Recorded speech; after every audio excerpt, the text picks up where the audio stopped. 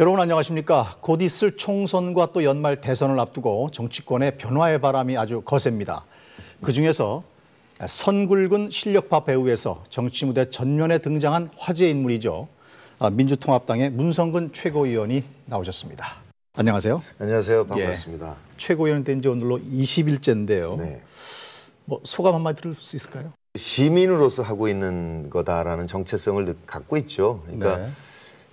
정당을 통합해내야 되는데 정당 스스로는 그걸 못 해내기 때문에 국민의 힘을 모아서 강제하자 이렇게 해서 시작한 일이거든요.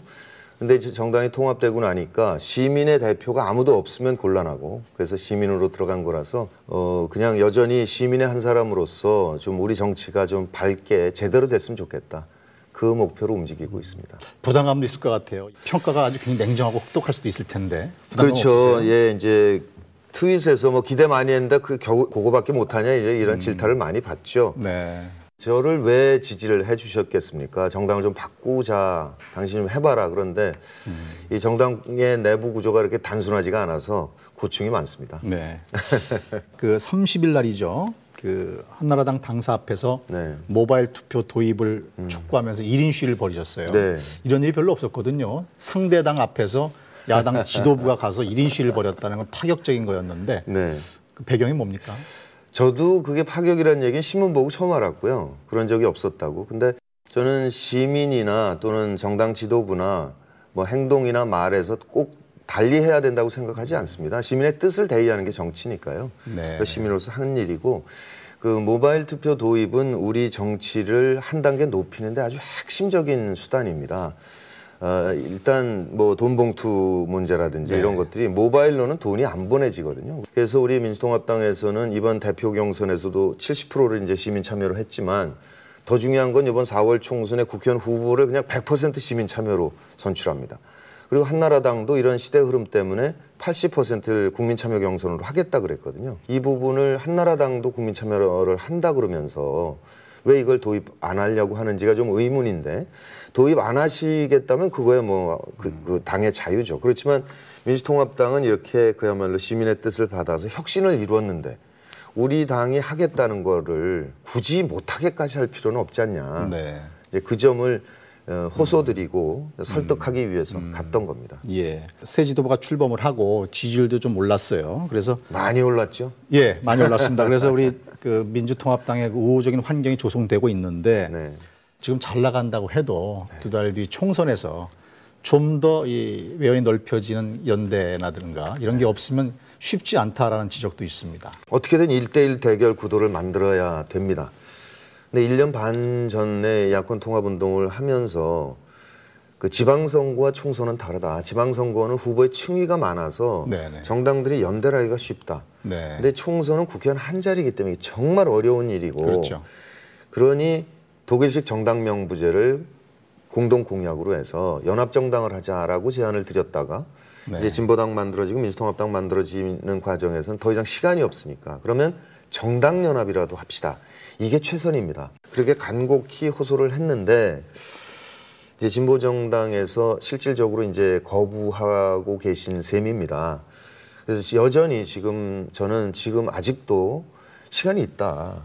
그 정당연합이라 하면 민주통합당이 있고 진보당이 있으면 그냥 당 그대로 있고 당사도 있고 당원도 있고 지도부도 그대로 있고 다만 법적으로 뚜껑만 하나 세우자 이거거든요. 그래서 그 당의 의사결정 구조에서 결의만 하면 아직도 시간이 있다. 그래서 여전히 호소드리고 있는 중입니다. 진보당에서는 이제 형님이니까 민주당이 통큰 양보를 해달라고 요구를 하고 있는데 어떻습니까? 그 심정은 이해합니다. 근데 과거에 뭐 김대중, 김영삼, 김종필 이런 그 보스가 계시던 정치 때는 그분들이 만나서 이렇게 적당히 나누면 됩니다. 근데 지금 민주통합당은 의사결정권을 시민께 완전히 드렸단 말이에요. 입당하지 않으셔도 민주진보 같이 지향을 하신다는 시민께는 당 의사결정구조에 참여할 수 있도록 그래서 공천도 100% 시민 참여로 한단 말이죠. 그렇게 구조를 만들었는데 어떻게 누가 당신 여기 양보해라 얘기할 수 있느냐. 이게 충돌이 일어나는 거죠. 이게 참 큰 고민입니다. 어떻게든 1대1 구도를 만들어야 된다는 것은 국민의 명령이거든요. 1대1 만드는 건 너희들 일은 너희들이 알아서 해. 그렇죠. 우리에게는 국민 유권자 앞에는 딱 한 명만 내세워. 이 그렇죠. 주문인 거죠. 양쪽이 다 비슷하고 성향도 비슷하고 지향점도 비슷한데 왜 모두 합치느냐. 결국은 또 자기들끼리 밥그릇 싸움하는 거 아니냐라고 볼 수가 있거든요. 정당이 이렇게 만들어지면 저도 통합 과정에서 여러 정당 분들을 만나봤는데요. 네. 아무래도 늘 만나서 논의하는 분들이 계시기 때문에 정당 내부 논리가 이렇게 단단하게 만들어지더라고요. 네. 자꾸 보강을 하는 거죠. 예. 그래서 강력해서 내가 소중하고 당신이 양보해야 되는 이유를 만 가지를 찾아두시는 거죠. 조직의 논리가 네. 계속. 예. 네, 이런 것들은 뭐 인간사 늘 네. 있을 수 있는 어쩔 수 없는 일이 아닌가 싶습니다. 유시민 또 공동대표는 이런 말을 하셨어요. 총선이 끝나서 그 여소야대가 되면 네. 지금 이명박 정권에 지금까지 들어왔던 것보다 훨씬 큰 어떤 비리라든가 거짓말이라든가 은폐, 부패 사례들이 터질 것이다. 이렇게 말을 했는데 같은 생각이신가요? 네, 그러지 않기를 바라지만 아마 그러게 될 거라고 생각합니다. 그동안 이제 이를테면 언론 환경이라든지 이런 것을 그 정권 차원에서 조정을 했었고, 그다음에 검찰을 완전히 틀어지고 이게 칼로 휘둘러 왔지 않습니까? 그동안 사실 검찰에서 일하는 분들 경우에 자존심이 많이 상하셨을 겁니다. 정치적인 사안은 조사하지 말라든지, 네. 이건 이렇게 방향을 틀라든지, 그것을 듣는 입장에서도 들을 때 수행을 해야 되긴 할 텐데 그 옆에 있는 동료들이 볼 때는 네. 안타깝죠. 아마 지금 파일이 차곡차곡 누적되고 있을 것이다. 네. 그러니까 총선 후에 국민들께서 민주진보진영을 다수당으로 인정을 해주시면, 다수당을 만들어 주신다면 그 참았던 그 낭패감이랄까, 모멸감이랄까, 네. 이런 것들이 표현되지 않을까 그렇게 생각합니다. 결국 정권 내부로부터 터져나올 것이다. 그렇죠.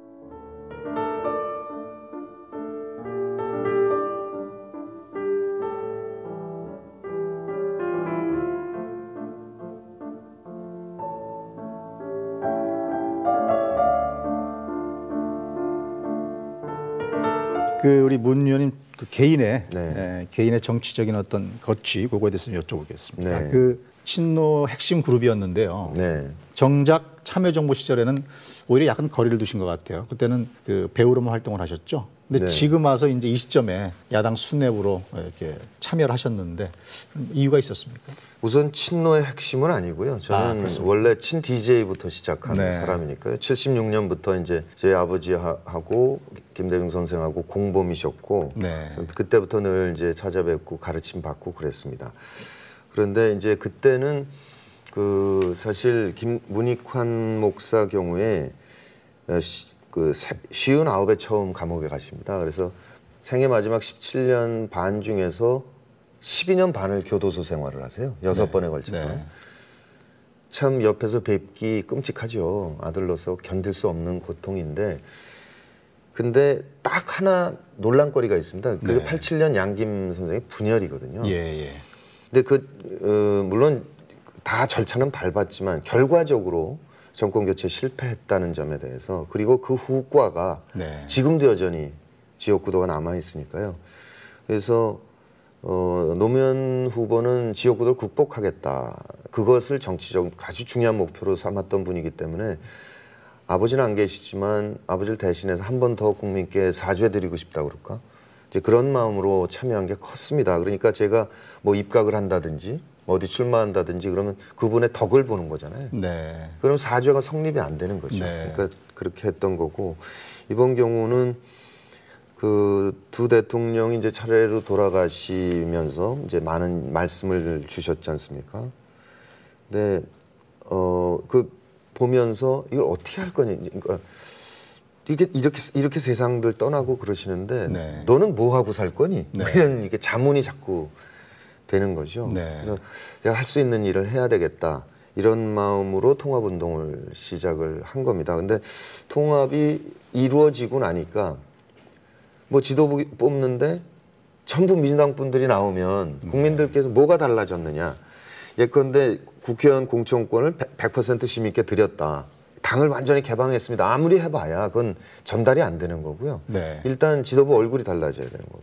그러니까 이제 저는 사실은 통합이 이루어지는 시점쯤에는 제 역할은 제가 할 수 있는 일을 했구나라고 생각을 했었는데 네. 그런 주문이 이제 더 있으면서 이제 출마까지 간 예. 거죠.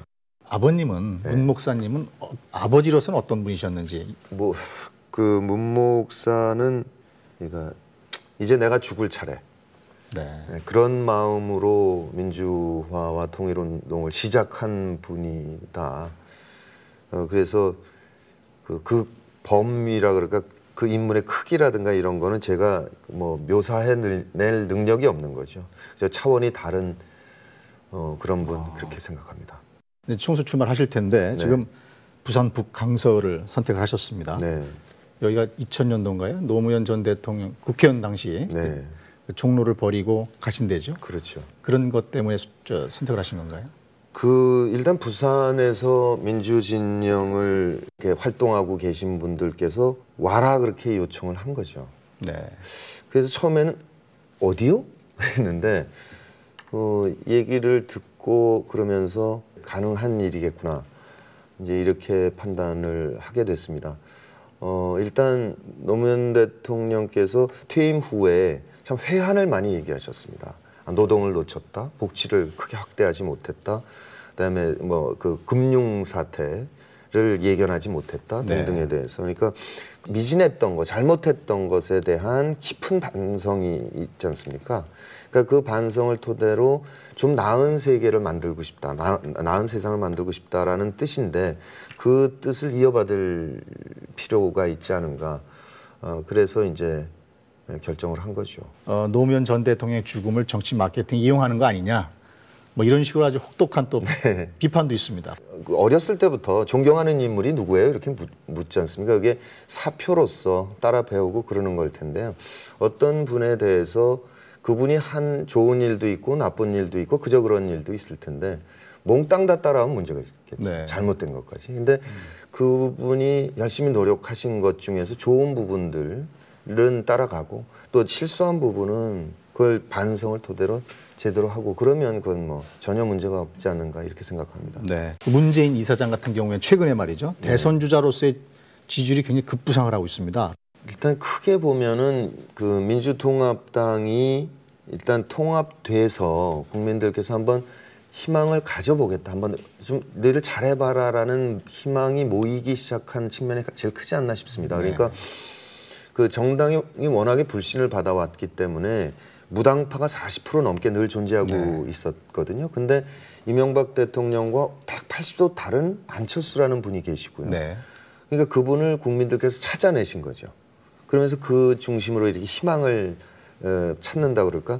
그런 상태에서 이제 민주통합당이 만들어지고 당 혁신을 완벽하게 이루고 또 모일 수 있는 정치 세력 다 모이면서 전국 정당이 만들어지고 그러니까 이제 좀 희망을 갖기 시작을 한 거죠. 그러니까 뭐 안철수 교수께서 뭐 이런 상태에서 굳이 저까지 해야 되나요? 이런 말씀을 하셨다고 보도를 봤는데 그게 아마 이제 민주통합당 보고 잘하라는 의미 아니실까 싶습니다. 그러니까 그런 희망이 모여 잘 되기를 바란다. 그렇다면 그 당 통합에 기여를 했고 또 어려운 지역에서 정면 돌파를 하겠다. 이제 그런 의지를 표명하고 계시기 때문에 좀 모이는 효과가 있었지 않았을까. 네. 고등법원 부장판사가 대학 교수와 쏜 석궁에 맞아서 왜 겁을 어겼는지 합니까? 사람을 쏘게? 듣고 있습니다. 영장에 의한 압수인가요? 화살이 옷을 뚫은 사실이 인정합니까? 상처가 0.5cm라고.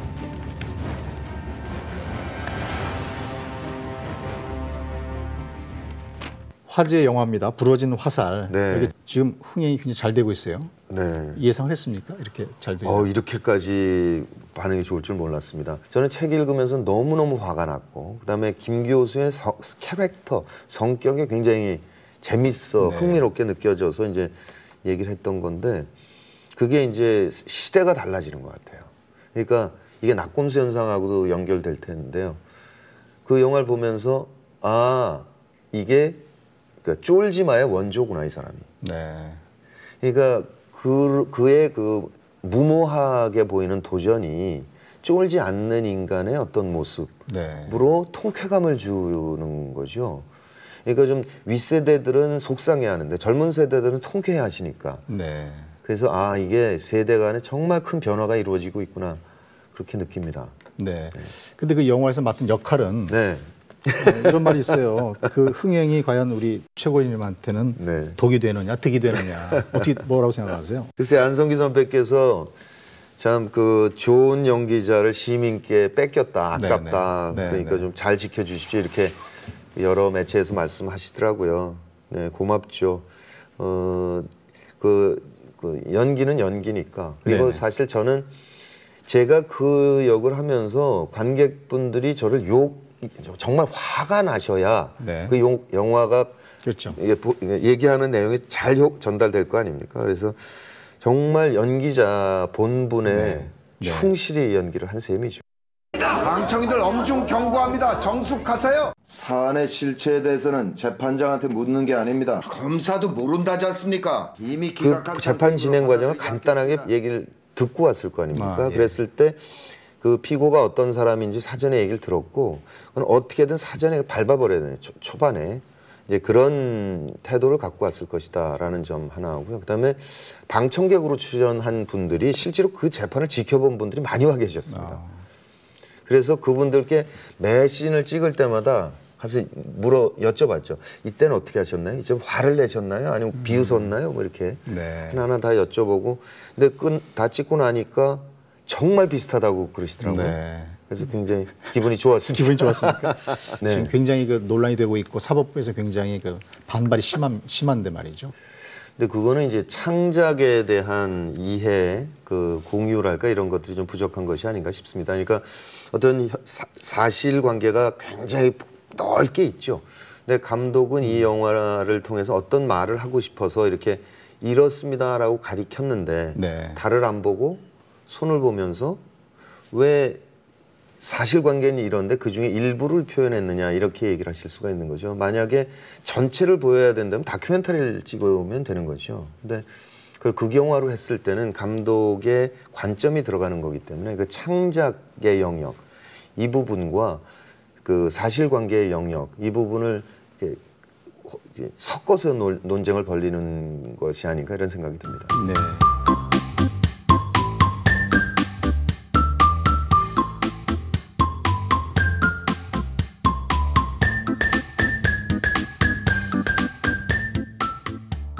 그 백낙청 교수께서 말이죠. 네. 진보 진영에서는 그 내년을요. 네.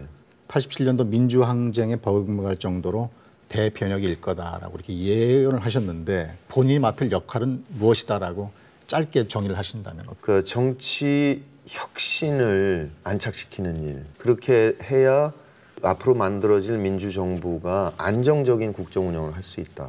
그렇게 해서 통일된 네.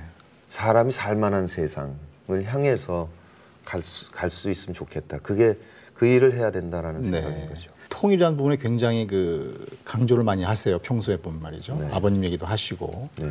거기서의 본인의 역할도 있으리라고 생각을 하는데 어떻습니까? 예, 그 뭐 정치 외교 이런 것들을 뭐 그 책에서 보면 굉장히 복잡한데 그 모든 걸 사실 인간이 하는 거지 않습니까? 네. 두 정상이 만났을 때 두 분이 눈빛과 말 속에서 이렇게 이해되는 측면들이 있고 그거 다 인간사라서 그 제 경우에 그 아무래도 문 목사가 네. 처음에 이제 통일의 물꼬를 트신 분이기 때문에 얘기하기가 편한 측면이 있을 것이다. 그러니까 신뢰감이랄까, 그러니까 얘기를 나눌 수 있다. 네. 이제 그런 생각을 할 수 있지 않을까. 그러니까 좀 대화가 접점을 찾아가는 게 남들보다 좀 나을 수 있다라는 생각을 합니다. 네. 오늘 장시간 인터뷰 감사합니다. 네, 고맙습니다. 그런 아버님께서 지금 이제 이렇게 정치에 뛰어드셨다는 걸 아시면 내가 얘기할 때 좀 일찍 시작하지 그랬니? 뭐 그러실지도 모르겠고요. 시작했으니 정말 열심히 잘해라. 이렇게 얘기하시겠죠.